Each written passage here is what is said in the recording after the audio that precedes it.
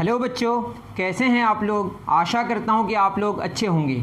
अभी की इस वीडियो में हम लोग शुरू करने जा रहे हैं सिंपल मशीन्स, जो कि डायनेमिक्स का एक टॉपिक है। डायनेमिक्स बेसिकली हम लोगों ने शुरू किया पियर्सन आईटी फाउंडेशन सीरीज़, जो फिजिक्स है क्लास 8 से। ठीक है, उसमें हमने बहुत सारी बातें कर ली है। अभी ये हो सकता है सेकंड लास्ट वीडियो, हो सकता है लास्ट वीडियो। मैं कोशिश करूंगा कि 2 वीडियोस में मैं सिंपल मशीन्स ख़त्म करूं। सिंपल मशीन में जो सबसे पहले जो टर्म्स जो आपके हैं, उन टर्म्स को पहले डिस्कस करेंगे। अगर उस पर टाइम बचा तो फिर मशीन्स के बारे में भी डिस्कस कर लेंगे। तो सिंपल मशीन क्या होता है उसके बारे में डिस्कस शुरू करते हैं। देखिए, सिंपल मशीन क्या है, सिंपल सी बात है, सिंपल नाम ही है इसका, मशीन है। तो देखिए, कोई भी काम, एक तो बहुत ही कॉम्प्लिकेटेड मशीन्स होते हैं, लेकिन कुछ मशीन्स जो आप समझ सकते हैं। जैसे मान लेते हैं कि पहले ज़माने में आप देखते होंगे कि वो जो ट्रक है या ट्रैक्टर है, आप देखते हैं उसमें बालू है या ईंट है, उसको अनलोड करने के लिए बहुत मुश्किल का सामना करना पड़ता था। कैसे? उसके सारे जो मटेरियल्स हैं, या बालू है, सैंड है, या ईंट है, ब्रिक्स है, उसको उतारने के लिए हमें बहुत ज़्यादा मेहनत करनी पड़ती थी। एक एक करके उतारना पड़ता था या मैन्युअली इसको उतारना पड़ता था। ठीक है, लेकिन अब क्या होता है, आप देखिएगा ट्रक में आपको क्या किया जाता है कि एक तरफ उठा दिया जाता है। दैट मीन्स इसको पहले ट्रक का जो ट्रॉली था वो अब उठा के ऐसे कर दिया जाता है, जिसकी वजह से यहाँ के जितने सारे मटेरियल्स हैं वो नीचे गिर जाता है। तो ये जो प्लेन बनता है इसको बोलते हैं इंक्लाइंड प्लेन। कौन सा प्लेन? Inclined plane. तो बेसिकली ये एक मशीन है, एक ऐसा मशीन है जो सिंपल है, बहुत ज़्यादा कॉम्प्लिकेटेड नहीं है, और इसका इस्तेमाल करते हैं किसी काम को ईजी करने के लिए। सिंपल सी बात है, ज़्यादा आपको टेंशन लेने की ज़रूरत नहीं है। तो सिंपल मशीन क्या होता है कि आप किसी काम को जब करते हैं तो उस काम को करने के लिए बहुत ज़्यादा रेसिस्टेंस होता है। उस रेसिस्टेंस को ओवरकम करने के लिए हम लोग एक मशीन का इस्तेमाल करते हैं, जिसको हम सिंपल मशीन कहते हैं। क्या कहते हैं? Simple machine. जैसे सीज़र है, किसी चीज़ को काटने में कितनी दिक्कत होती थी, लेकिन अगर सीज़र का इस्तेमाल करते हैं तो आराम से चीज़ों को काट देते हैं, वो ज़रूरत के हिसाब से जो हम कपड़े काटते हैं। ठीक है, तो ये सारी चीज़ें हमारी क्या सिंपल मशीन है। तो सिंपल मशीन को डिफाइन करना कैसे है वो सारा आप अपनी किताब से पढ़ सकते हैं। तो सिंपल मशीन बेसिकली क्या है, एक ऐसा सिंपल मशीन है, मतलब ऐसा सिंपल मशीन ही तो है। ठीक है ना, मशीन जो सिंपल है, लेकिन ये करता क्या है, ये किसी काम को जिसमें बहुत ज़्यादा रेसिस्टेंस होता है, जिसमें बहुत ज़्यादा रुकावट होती है, उस रुकावट को और कम कर देता है। कम से कम फोर्स लगा के, कम से कम इनपुट डाल के आउटपुट ज़्यादा से ज़्यादा निकलता है। जैसे मैंने बोला, एक ट्रॉली से अनलोड करने के लिए किसको, मटेरियल्स को, चाहे वो ब्रिक्स हो या सैंड हो, उसको अनलोड करने के लिए बहुत मुश्किल का सामना करना पड़ता था। कई मजदूर उसमें लगते थे, लेकिन अब उसमें क्या होता है कि एक तरफ उठा दिया जाता है, जिसकी वजह से पूरा मटेरियल फटाक से गिर जाता है, कुछ बच जाता है, उसको फिर बाद में ऐसे मैन्युअली गिरा दिया जाता है। लेकिन इससे फ़ायदा क्या हुआ कि आराम से आपकी चीज़ें अनलोड हो गई। तो इस तरह से बहुत सारी चीज़ें, जैसे वेज है, इंक्लाइंड प्लेन है, पुलीज है, व्हील एंड एक्सिल है, जैक है, बहुत सारी चीज़ें हैं जिस पे डिस्कस करना है। जैसे हम simple machine are as follows, उसमें आपका एग्जांपल गिवन है। लेकिन आज हम सिंपल मशीन से जुड़ी हुई जो टर्म्स हैं उसके बारे में डिस्कस करेंगे। ठीक है, मतलब अभी, उसके बाद टाइम बचेगा तो देखेंगे हम लोग फिर। तो सिंपल मशीन क्या है, ये करता क्या है, इसमें जो डेफिनेशन है उसके अकॉर्डिंग आप चीज़ों को लिख लें। मैं सिंपल मशीन से जुड़े हुए टर्म्स के बारे में डिस्कस करूँगा। सबसे पहला टर्म क्या है बताइए? पावर। देखिए, पावर से लग रहा होगा कि वर्क करने का रेट, ये यहाँ पे ऐसी बात नहीं। यहाँ पावर का मतलब इफोर्ट की बात हो रही है। किसकी बात हो रही है? पावर बोलेंगे या इसको क्या बोलेंगे? इफोर्ट। तो पावर, ऐसे तो एक पावर अलग चीज़ है, वर्क करने का जो रेट है उसको पावर कहते हैं, लेकिन यहाँ पे जो पावर है इसका मतलब है इफोर्ट। मतलब ये जो हम इनपुट फोर्स डालते हैं, इसके लिए हम पी सिंबल इस्तेमाल किए हैं पियर्सन में, मतलब हम नहीं, जो इस्तेमाल किया है। तो मशीन तो खुद काम नहीं कर सकता है ना, मशीन में जो हम इनपुट डालते हैं, फोर्स लगाते हैं, ठीक है, मशीन में हम जो एक्सटर्नल फोर्स लगाते हैं खुद, वो जो फोर्स लगाते हैं वो बेसिकली एफर्ट है, या उसको हम पावर कहते हैं, जिसका सिंबल क्या है? पी। तो क्या है बताइए? Machine can not do the work on its own, it works only when a force is applied on it at a convenient point. देखिए, फोर्स किसी पॉइंट में आप लगाएंगे, कहाँ लगाना है वो इंपॉर्टेंट है। ठीक है, जैसे मैंने इंक्लाइंड प्लेन की बात करी, तो कहाँ पे फोर्स लगाना है, हमने एक पॉइंट में फोर्स लगाया जिसकी वजह से एक तरफ उठ गया, और उसके बाद इंक्लाइंड प्लेन होने की वजह से वो नीचे गिर गया। उसके बाद इसका दरवाज़ा है उसको खोल दिए, ढाई से सारी चीज़ें गिर गई। लेकिन अब फोर्स अगर हम किसी दूसरे पॉइंट में लगा दें जहाँ पे लगाने का कोई फ़ायदा ही ना हो, ये एक बहुत इंपॉर्टेंट बात है ना, फोर्स लगाना कहाँ है वो इंपॉर्टेंट है। जैसे आप स्टेपलर का इस्तेमाल करते हैं, जैसे पिन मारते हैं ना, तो वहाँ मारने के लिए आप कहाँ पे फोर्स लगाएंगे, कहाँ पे प्रेस करेंगे, कहाँ पे इफर्ट डालेंगे, दैट इज़ वेरी इंपॉर्टेंट। तो याद रहे, जब इफर्ट आप लगाते हैं, जो पावर लगाते हैं, पावर मतलब यहाँ पावर नहीं, पावर मतलब फोर्स है, जो इनपुट फोर्स है, वो फोर्स किस पॉइंट में लगा रहे हैं, दैट इज़ वेरी इंपॉर्टेंट। मेरी बात समझ आ रही है? तो point of application is very important. ठीक, a force applied to the simple machine is called power, sometime this also referred to as the effort. मेरी बात समझ आ रही है? जो आप इनपुट जो मशीन पे आप फोर्स लगाते हैं, इनपुट फोर्स लगाते हैं, that very input force called effort और पावर। सिंपल सी बात, इसमें कोई हाथी घोड़ा नहीं है। सेकंड बात करें तो उसको लोड कहते हैं, इसका सिंबल है W। ठीक है, लोड क्या है? The force that is to be overcome by the use of a simple machine is called load. जैसे मान लेते हैं कि आपने वेल, जो कुआं है ना, कुआं देखा होगा ना, जिससे आप पानी उठाया जाता था पुराने ज़माने में, अभी भी कहीं कहीं इस्तेमाल होता है। ठीक है, या आप क्या समझे, हाथी आपका, ये भी आपका एक सिंपल मशीन है। कोई चीज़ को उठाना, ये मार्कर को हम उठा रहे हैं, ठीक है, तो मार्कर पे जो मार्कर को उठा रहे हैं, मार्कर का जो वेट है, इसका कितना वेट है, यही तो आपका लोड है ना, यही आपका क्या लोड है। और हम जो फोर्स लगा रहे हैं वो क्या है, आपका इनपुट है, that is this is called, जो इनपुट है इफर्ट है। तो हम जो लगा रहे हैं इफर्ट है, लेकिन मार्कर का जो वेट है जिसको ओवरकम करना है, ठीक है, वही हमारा क्या है, लोड है। तो दो बातें इस्तेमाल होती है सिंपल मशीन पे, क्या क्या, एक लोड और एक इफर्ट। लोड जो the force that is to be overcome, जितना फोर्स, जैसे ये फोर्स यहाँ पे कौन सा फोर्स लग रहा है, अर्थ नीचे की तरफ फोर्स लगा रहा है जिसको हम वेट कहते हैं, इसके वेट को ओवरकम करने के लिए हमने फोर्स लगाया, हमने जो फोर्स लगाया दैट इज कॉल्ड इफर्ट। और ये जो इस पर जो फोर्स लग रहा है जिसको ओवरकम करना है, that is called load, that is called load. ठीक है, तो दो टर्म का इस्तेमाल होगा, हम लोग टर्म्स के बारे में डिस्कस कर रहे हैं। एक टर्म क्या हो गया, पावर या इफर्ट, दूसरा लोड। लोड के लिए हम W सिंबल इस्तेमाल कर रहे हैं और पावर के लिए P इस्तेमाल कर रहे हैं। ठीक है, अब बात आती है मैकेनिकल एडवांटेज। किसकी बात आती है, मैकेनिकल एडवांटेज, जिसको हम MA से डिनोट करते हैं, MA लिखते हैं। ठीक है, अब बताइए, अगर मैं बोलूं कि E इफर्ट लगाया, कितना इफर्ट लगाया, E इफर्ट लगा के, ठीक है, E इफर्ट बोले या P इफर्ट, इफर्ट के लिए P सिंबल इस्तेमाल किए, P इफर्ट लगा के जो लोड हमारा ओवरकम हुआ वो कितना, W। ठीक है, तो अगर P इफर्ट के लिए इफर्ट P हम लगा रहे हैं, लेकिन जो लोड है हमारा वो कितना, W है। दोनों ही फोर्स है, इसका ख्याल रखें, दोनों ही फोर्स है, तो इसका SI यूनिट क्या होगा, दोनों का ही SI यूनिट क्या होगा, न्यूटन होगा, इसका ख्याल रखें। तो पावर एक फोर्स है या इफर्ट एक फोर्स है और लोड भी एक फोर्स है। ठीक है, जिसको ओवरकम करना है जिस फोर्स को, वो आपका लोड है, और जो आप लगा रहे हैं वो इफर्ट है। दोनों ही चूंकि फोर्स है तो इसका यूनिट न्यूटन होगा, इसमें कोई शक नहीं है। तो पावर या इफर्ट, यहाँ पावर का यूनिट से वाट होता है, लेकिन यहाँ जो हम पावर का डिस्कशन कर रहे हैं वो बेसिकली इफर्ट है, जो इनपुट फोर्स लगा रहे हैं जिसका यूनिट न्यूटन है। लोड भी एक फोर्स है जिसका यूनिट न्यूटन है, जिसको ओवरकम करना है। बार बार कह के कोई फायदा नहीं, समझ आ रहा है कि P आपने इफर्ट लगाया जिसमें लोड कितना है, W, तो यूनिट इफर्ट लगा के कितना आप लोड ओवरकम कर सकते हैं, तो W बाई क्या हो जाएगा, P। तो यूनिट इफर्ट में जितना लोड होगा that is called mechanical advantage. तो मैकेनिकल एडवांटेज का जो फॉर्मूला हुआ वो हुआ लोड बटे इफर्ट, लोड बटे effort, the ratio of load and effort. ये W मतलब लोड और P मतलब effort, the ratio of load and effort is called mechanical advantage. लिख लीजिए, मिटा दूं, चलिए, the ratio of load and effort, the ratio of load and effort is called mechanical advantage. अगर मैं इसके SI यूनिट की बात करूं, ऊपर क्या होगा, न्यूटन, और नीचे भी क्या होगा, न्यूटन पर न्यूटन क्या हो जाएगा, unit less. That is mechanical advantage का कोई यूनिट नहीं होगा, मैकेनिकल एडवांटेज का कोई भी यूनिट नहीं होगा। ठीक है, अब आते हैं क्वेश्चन में। एक एग्जांपल है, उस एग्जांपल को अगर देखेंगे, क्या कह रहा है example, a student is able to lift a bag containing books of 20 kilogram weight. ठीक है, तो वो कितना उठा सकता है बताइए, वो कितना उठा सकता है बताइए, वो 20 किलोग्राम वेट उठा सकता है। कितना मतलब लोड कितना है उसका, लोड है आपका, लोड है 20 किलोग्राम वेट। अगर जिसको नहीं पता है 20 किलोग्राम वेट क्या है, किलोग्राम वेट का मतलब है कि अर्थ जितना फोर्स लगाएगा, अर्थ 1 किलोग्राम पर जितना फोर्स लगाएगा उसको हम 1 किलोग्राम वेट कहते हैं। तो 2 किलोग्राम पर जितना फोर्स लगाएगा वो 2 किलोग्राम वेट होगा। मतलब अर्थ अगर 20 किलोग्राम के ऑब्जेक्ट पर जितना फोर्स लगाएगा that is called 20 kilogram weight. तो kilogram weight is also a unit of force.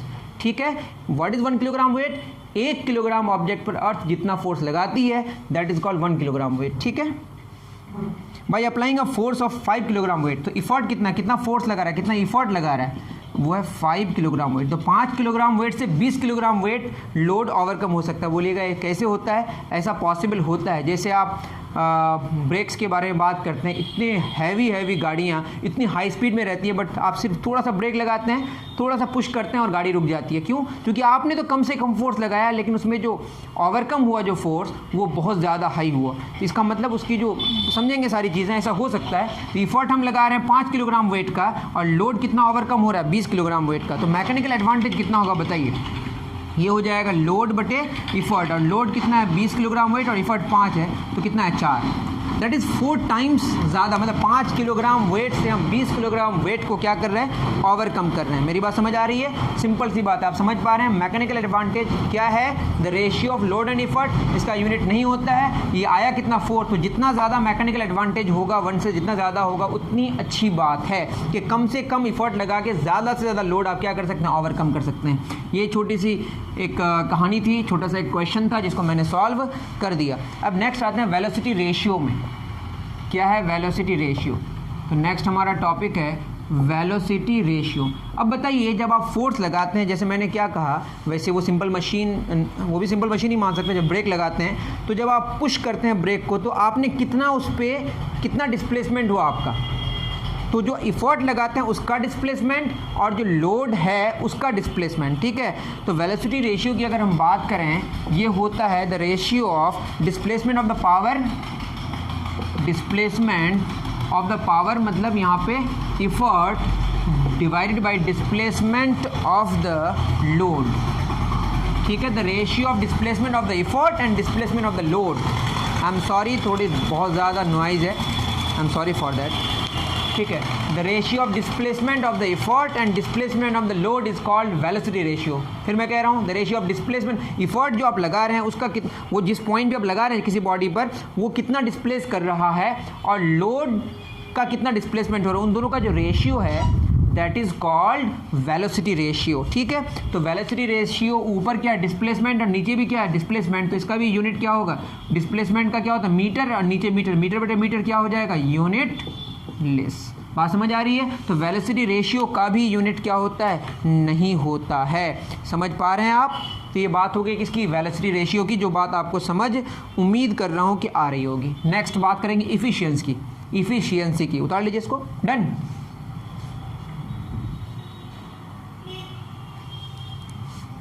चलिए नेक्स्ट किसकी बात करेंगे? एफिशिएंसी की, जिसको क्षमता कहते हैं शायद हिंदी में। इफ़िशियंसी, इसका सिंबल वैसे हमेशा ईटा इस्तेमाल होता है। ईटा ऐसे लिखते हैं, एन लिख के थोड़ा सा नीचे बढ़ा देते हैं, वो एक ग्रीक लेटर है, ठीक है। ये क्या होता है बताइए?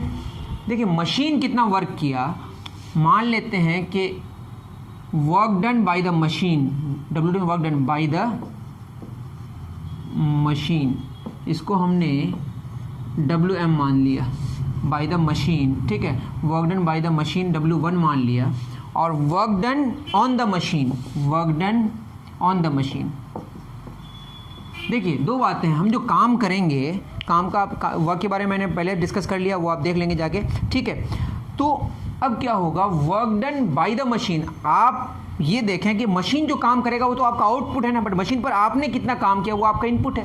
तो ये बेसिकली क्या? इनपुट है, इनपुट वर्क, और ये क्या है बताइए? आउटपुट वर्क, ठीक है। तो आउटपुट क्या है बताइए? मशीन जो काम किया वो आउटपुट है, और मशीन पर जो काम किए हम वो इनपुट है। बात समझ आ रही है? वो क्या इनपुट है। तो इफ़िशियंसी को कैसे डिफाइन किया गया है? इफ़िशियंसी को डिफाइन किया गया है W1 बटे work done by the machine बटे work done on the machine, मतलब आउटपुट बटे इनपुट। आउटपुट वर्क और इनपुट वर्क का जो रेशियो है दैट इज़ कॉल्ड इफ़िशियंसी। आप ऐसे समझ सकते हैं, जैसे हमने जो काम किया work done on the machine, W2 हमने काम किया मशीन पर और मशीन ने काम किया W1, तो यूनिट काम करने की वजह से कितना काम हुआ? W1 बटे W2। तो unit work done on the machine मतलब यूनिट इनपुट पे कितना आउटपुट हुआ? W2 इनपुट पे W1 आउटपुट हुआ, तो यूनिट इनपुट पे कितना आउटपुट होगा? W1 बटे W2।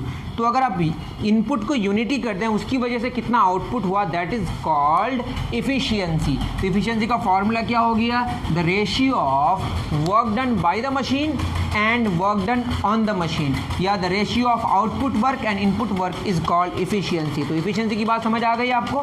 इसकी यूनिट क्या होगी, ऐसा यूनिट, ऊपर वर्क का जूल और नीचे जूल पर जूल क्या हो जाएगा, यूनिट लेस। मेरी बात समझ आ रही है। तो आप समझ गए, work done by the machine, जो मशीन काम करेगा, मशीन पर हमने जो काम किया वो इनपुट है, मशीन जो काम किया वो आउटपुट है, और आउटपुट और इनपुट का जो ratio that is called efficiency. और अगर इसका परसेंटेज निकालें हैं, परसेंटेज ये क्या हो जाएगा, आउटपुट बटे, आउटपुट पूरा लिख सकते हैं आप, इनपुट इनटू क्या हो जाएगा 100। तो जब 100 से आप मल्टीप्लाई कर देंगे इफिशियंसी को तो क्या हो जाएगा, परसेंटेज इफिशियंसी निकल जाएगी। इतनी बात समझ पा रहे हैं आप, सिंपल सी बात। उम्मीद कर रहा हूं कि आप समझ पा रहे हैं। इफिशियंसी क्या है बताइए, the ratio of output work and input work is called efficiency, या the ratio work done by the machine and work done on the machine is called efficiency. बात समझ आ रही है, ये समझेंगे, बस ये टर्म्स का इस्तेमाल होगा, ये हम लोग जानेंगे, कुछ क्वेश्चंस करेंगे, उसके बाद हमारा आज का जो क्लास है वो फिनिश हो जाएगा, फिर डिस्कस करेंगे किसी और चीज़ पे। चलिए और क्या बताइए, relation between mechanical advantage, velocity ratio and efficiency. क्या हमारा टॉपिक है, relation between mechanical advantage, velocity ratio and efficiency. तो देखते हैं क्या इसका रिलेशन है। मैं अगर बात करूं, देखिए बाद में अब लीवर के बारे में जानेंगे। लीवर में जैसे यहाँ पे लीवर में क्या होता है कि मान लेते हैं आपने यहाँ पे ये कोई चीज़ है, ये जो आप फोर्स लगा रहे हैं, ठीक है, ये नीचे फोर्स लगा रहे हैं, ये मान लेते ऊपर जा रहा है व्हाटएवर, ठीक है। आप जो फोर्स यहाँ पे लगा रहे हैं ये आपका क्या इफ़र्ट है, ये इफ़र्ट है, और यहाँ पे जो लोड है, यहाँ पे लोड, ये इसका क्या है, लोड है। इफ़र्ट और लोड, देखिए लोड का भी कुछ डिस्प्लेसमेंट होगा और इफ़र्ट का भी कुछ डिस्प्लेसमेंट होगा, ठीक है। तो लोड का डिस्प्लेसमेंट होगा और इफ़र्ट का डिस्प्लेसमेंट होगा।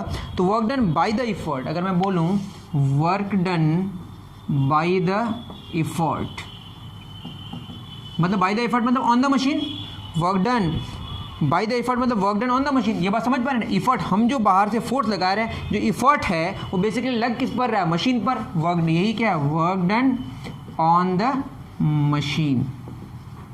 तो बताइए मशीन पर जो हम वर्क करेंगे इससे क्या हो जाएगा, यही हो जाएगा work done by the effort. तो इफर्ट कितना लगा रहे हैं, इफर्ट के लिए हम लोग सिंबल क्या इस्तेमाल किया, पी, हम इफर्ट ही लिख रहे हैं अभी, ठीक है, इफर्ट है ना, इफर्ट के लिए हम ई ही लिखते हैं, आप चिंता ना करें। इफर्ट है तो इफर्ट के लिए हमने ई लिखा, ठीक है, इनटू डिस्प्लेसमेंट मान लेते हैं एक्स हुआ, किसका, इफर्ट का।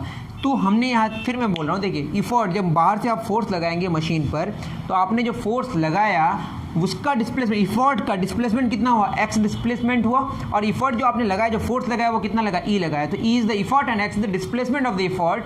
जिस पॉइंट पे आप लगा रहे हैं वो एक्चुअली लग किस पर रहा है, मशीन पर लग रहा है। तो work done on the machine is equal to work done by the effort. अब क्या हो, work done by the machine, work done by the machine. Machine कितना काम करेगा बताइए, मशीन कितना काम करेगा, एक्चुअली लोड कितना वहाँ से घसकेगा, ठीक है। तो लोड एक्चुअली यहाँ पे किससे, लोड से मल्टीप्लाई करना पड़ेगा, इनटू लोड का जो डिस्प्लेसमेंट होगा उसको हमने क्या मान लिया, वाई मान लिया, ठीक है। अब बताइए work done on the machine, और ये क्या, work done by the machine है। वर्क डन क्या है, बाय द मशीन। फिर मैं कह रहा हूँ work done by the effort बराबर work done on the machine. इसमें क्या होगा, इफर्ट का डिस्प्लेसमेंट कितना हो रहा है, X, work done by the machine, और work done by the machine के लिए यहाँ पे एल लिखें, लोड, और लोड का डिस्प्लेसमेंट हमने क्या मान लिया, वाई, ठीक है। ये लोड जिस पॉइंट पे लग रहा है उसका डिस्प्लेसमेंट वाई हुआ, और यहाँ पे इफर्ट जिस पॉइंट पे लग रहा है उसका डिस्प्लेसमेंट एक्स हुआ। इतनी बात समझ आ रही है। और हमको पता है इफिशियंसी का फॉर्मूला, किसका, इफिशियंसी का फॉर्मूला क्या होता है, work done by the machine मतलब L into Y, load, L के लिए एल, लोड के लिए एल लिखे हैं, ठीक है, लोड के लिए जैसे वहाँ पे डब्ल्यू लिखा गया है, यहाँ लोड के लिए हम क्या लिखें, एल, और बटे work done on the machine क्या हो जाएगा, ई इंटू एक्स। तो हम इसको क्या लिख सकते हैं बताइए, लोड बटे इफर्ट, या इफर्ट बटे लोड, ये हो जाएगा आपका वाई बटे एक्स, ठीक है ना। ये हो जाएगा आपका इफिशियंसी जो हो जाएगा, लोड मतलब आउटपुट, यही ना लोड है, ठीक। तो ये हो जाएगा लोड और इफर्ट का जो रेशियो है, ये लोड बटे इफर्ट, और नीचे क्या लिख सकते हैं, एक्स, और वाई को और भी नीचे लेके आ सकते हैं। लोड और इफर्ट का रेशियो का क्या वैल्यू होता है, मतलब क्या बोलते हैं इसको, लोड और इफर्ट का जो रेशियो है that is called mechanical advantage. और ये डिस्प्लेसमेंट किसका, डिस्प्लेसमेंट इफर्ट का और डिस्प्लेसमेंट किसका बताइए, मैंने कुछ गलती की क्या, x बटे वाई। तो x किसका, डिस्प्लेसमेंट ऑफ द पावर, जो इफर्ट लगा रहे हैं, तो इफर्ट जो लगा रहे हैं, इफर्ट का डिस्प्लेसमेंट x है, और ये क्या आपका लोड का जो डिस्प्लेसमेंट y है, और इफर्ट का डिस्प्लेसमेंट और लोड का डिस्प्लेसमेंट का जो रेशियो है that is called velocity ratio. That means efficiency का जो आपका फॉर्मूला हो गया वो हो गया मैकेनिकल एडवांटेज बटे velocity ratio. This is the relation between mechanical advantage, velocity ratio and efficiency. मैं फिर कह रहा हूँ, देखिए जो आप इफर्ट जो लगा रहे हैं उस पॉइंट पे, जिस पॉइंट पे आप लगा रहे हैं उसका डिस्प्लेसमेंट कितना और x, और इफर्ट लगा कितना रहे e, और मशीन पर जो हम फोर्स लगा रहे हैं इसके लोड का जो डिस्प्लेसमेंट है y और लोड कितना है l है, तो l इंटू वाई। तो हमने क्या जाना है, इफिशियंसी का formula work done by the machine l into y, work done on the machine l e into x. ठीक है, जहाँ पे हम l बटे ई किए तो l बटे ई और ये x और y ऊपर नीचे कर दिए, इसको अगर सिंप्लीफाई करेंगे तो यही ना आ जाएगा। इसको ऐसा लिख सकते हैं, इसको ऐसा अगर लिख सकते हैं, इसको ऐसा भी लिख सकते हैं। अब बताइए, लोड और इफर्ट का रेशियो को हम मैकेनिकल एडवांटेज कहते हैं और डिस्प्लेसमेंट्स का रेशियो को हम वेलोसिटी रेशियो कहते हैं। दैट इज इफिशियंसी का फॉर्मूला हो गया मैकेनिकल एडवांटेज बटे वेलोसिटी रेशियो, जो बहुत ही सिंपल है। अगर समझने में दुश्वारी हुई, परेशानी हुई तो मुझे आप ज़रूर बताएं, या फॉर्मूला याद कर लें, अभी क्या ही कर सकते हैं। नेक्स्ट क्वेश्चन में चलते हैं, इसको उतार लीजिए, इसको चलिए उतार लिए। नेक्स्ट क्या है, ये हमने जान लिया इसका फार्मूला। क्या क्या फार्मूला जाना हम लोगों ने अब तक? मैकेनिकल एडवांटेज का जो फार्मूला है वो है लोड बटे इफर्ट, यही लिखना ज़्यादा अच्छा है। उसके बाद हम लोगों ने जाना वेलोसिटी रेशियो का formula, displacement of the effort, displacement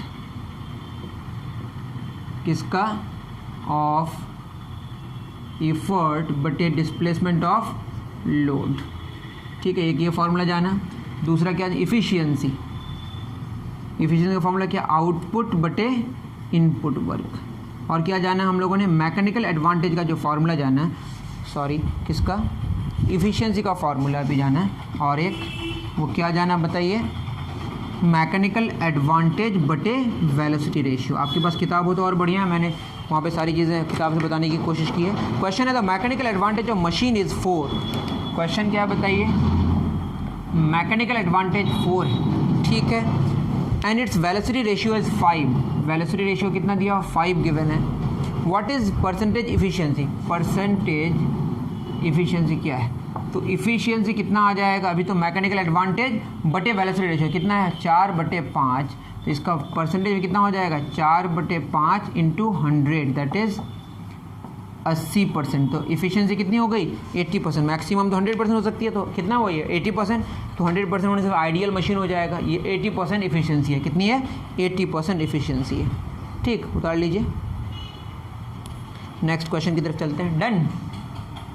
okay, next क्या क्वेश्चन है, next machine is operated by a power of 50 Newton. मतलब इफर्ट कितना है, इफर्ट कितना दिया हुआ है, 50 न्यूटन, ठीक है, and the power has a downward displacement of 0.25 metre. जो डिस्प्लेसमेंट है इसका वो कितना है, डिस्प्लेसमेंट ऑफ इफर्ट 0.25 मीटर, किधर, downward. In raising a load of mass 100 newton, तो लोड कितना है, 100 न्यूटन थ्रू 10 सेंटीमीटर। मतलब इसका जो डिस्प्लेसमेंट 10 सेंटीमीटर, मतलब ऊपर है, ऊपर की तरफ, तो ये हो जाएगा 10/100 मीटर, 0.1 मीटर। इसको अगर पॉजिटिव लेंगे इसको नेगेटिव लेना पड़ेगा। ठीक, वॉट एवर डिस्प्लेसमेंट है बस। Calculate mechanical advantage, velocity ratio and efficiency. बताइए मैकेनिकल एडवांटेज कितना हो जाएगा, लोड बटे इफर्ट, लोड है कितना 100 न्यूटन बट इफर्ट कितना है 50, तो मैकेनिकल एडवांटेज 2 हो गया, पहली बात निकल गई 2। उसका वेलोसिटी रेशियो, डिस्प्लेसमेंट कितना है, किसका, इफर्ट का बटे डिस्प्लेसमेंट किसका, लोड का, कितना हो जाएगा 0.25, मैं सही कर रहा हूँ ना, बिल्कुल सही, 0.1 या 10 लिख देते हैं, ये हो जाएगा 25/10, दैट इज़ 2.5, कितना आ गया 2.5। और इफिशियंसी कितनी हो जाएगी, इफिशियंसी हो जाता है मैकेनिकल एडवांटेज बटे वेलोसिटी रेशियो, कितना है मैकेनिकल 2, और ये कितना है 2.5, दैट इज़ 20/25, ये हो गया आपका 0.8। अगर परसेंटेज में निकालेंगे तो 100 से मल्टीप्लाई कर दें, कितना आ जाएगा 80%। इतनी बात आपको समझ आ गई होगी। नेक्स्ट जो हमारा वीडियो आएगा, जो लास्ट लेक्चर होगा, उसमें लीवर्स और पुलिस पे के बारे में डिस्कस कर देंगे। उसके लिए आप कमेंट ज़रूर करें कि कितनी जल्दी चाहिए। अगर जल्दी आपको चाहिए तो कमेंट करेंगे तो आपका जल्दी से जल्दी आ जाएगा।